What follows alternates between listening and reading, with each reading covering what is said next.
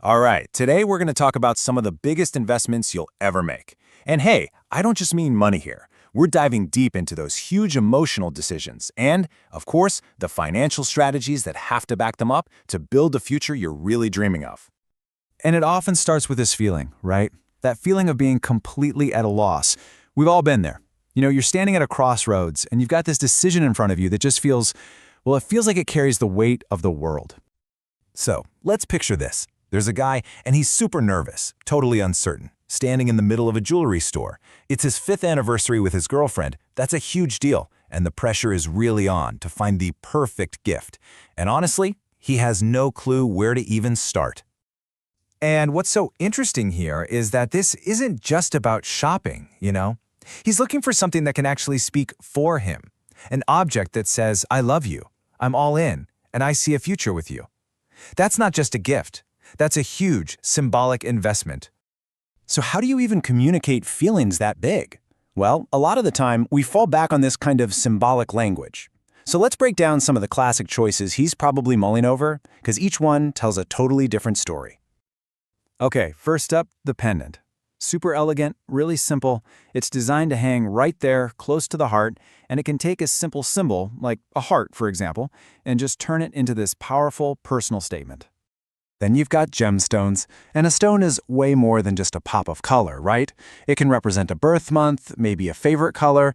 It adds this whole other layer of personal character and meaning to the gift. And if you want to go for something really intimate, there's the locket. It opens up to reveal this tiny private world inside, a space for a cherished photo or a little secret note. It's got to be one of the most personal symbols you can find. So, after weighing all these options, our guy has this sudden moment of clarity. Bam! It clicks. This isn't just about an anniversary gift anymore. He realizes he's ready for the ultimate emotional investment. He's decided he's going to pop the question. Now that is a huge decision. That's the emotional peak, right? A proposal is basically a promise of a shared future. But as we all know, actually building that life together, well, that takes a lot more than just one incredible moment. A promise like that needs a real plan. Because securing that future, it's about more than just the love and the commitment. It really does require a strategy to turn that dream of a life together into a stable, secure reality. The emotional investment absolutely has to be backed up by a practical one. And that brings us to the blueprint for that shared future. Look, this isn't just some dry, boring advice.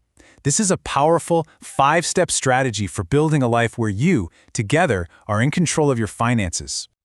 So here it is, the whole framework. It all starts with a really solid foundation, and then it builds, step by step, toward more advanced strategies for growth. Let's get into it and break down each piece. Okay, rule number 1. This is the big one, the crucial starting point, and it's simple. Spend less than you earn. It doesn't matter how much you make. If you spend more than that, you're just never going to get ahead.